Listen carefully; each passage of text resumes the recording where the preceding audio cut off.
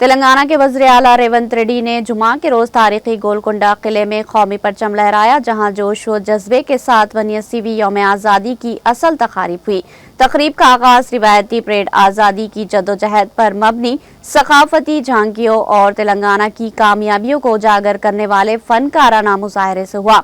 صبح وزیر اعلیٰ نے سکندرآباد میں آرمی وار میموریل پر پھول چڑھائے اور اپنی رہائش گاہ پر بھی پرچم کشائی کی۔ گولکنڈہ میں اصل تقریب سے خطاب کرتے ہوئے انہوں نے مہاتما گاندھی، جواہر لال نہرو، ڈاکٹر BR امبیڈکر، سردار ولبھ بھائی پٹیل اور بے شمار شہداء کو خراج عقیدت پیش کیا اور تلنگانہ ریاست کے قیام کی تحریک میں جان قربان کرنے والوں کی قربانیوں کو یاد کیا۔ ریڈی نے کہا کہ ان کی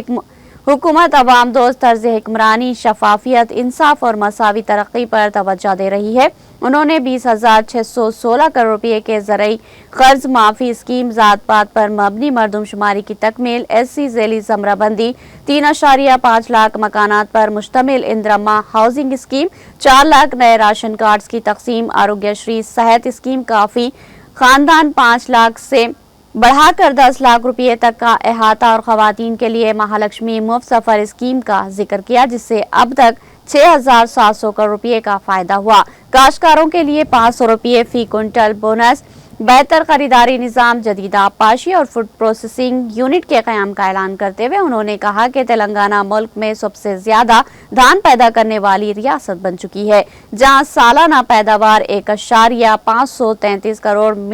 میٹرک ٹن سے زائد ہے۔ تلنگانہ رائزنگ 2047 ویژن کے تحت انہوں نے موسیٰ ندی کی بحالی، Gandhi Sarovar mega reservoir, future city میں 50,000 کروڑ کی سرمایہ کاری سے AI سٹی کے قیام، ینگ انڈیا اسکل اور سپورٹس یونیورسٹیوں کے قیام، 2 ڈرائی پورٹس کی ترقی، حیدرآباد میٹرو ریل فیز 2 کی توسیع، نئے گرین فیلڈ ہائی ویز اور ریجنل رنگ روڈز کی تعمیر کا خاکہ پیش کیا۔ انہوں نے اعلان کیا کہ ریاست 2035 تک 1 ٹریلین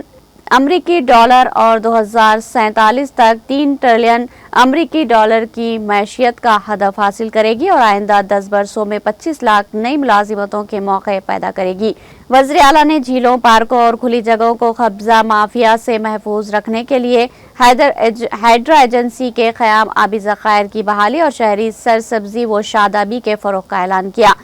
موسیٰ مشن کے ذریعے موسیٰ ندی کو سیاحت، تفریح اور سیلابی انتظامات کا مرکز بنانے کا منصوبہ بھی پیش کیا۔ قانون و امن کے شعبے میں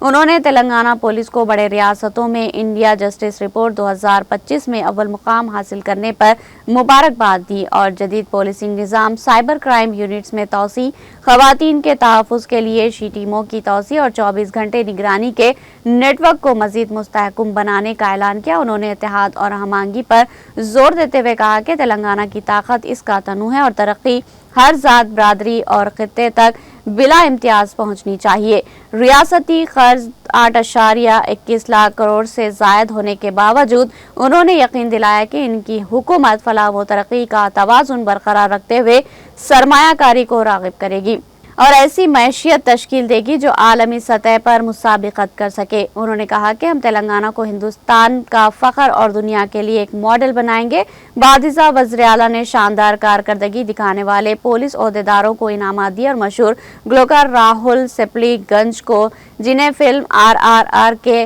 آسکر ایوارڈ یافتہ گانے ناٹو ناٹو سے عالمی شہرت ملی، 1 کروڑ روپے کا چیک پیش کیا۔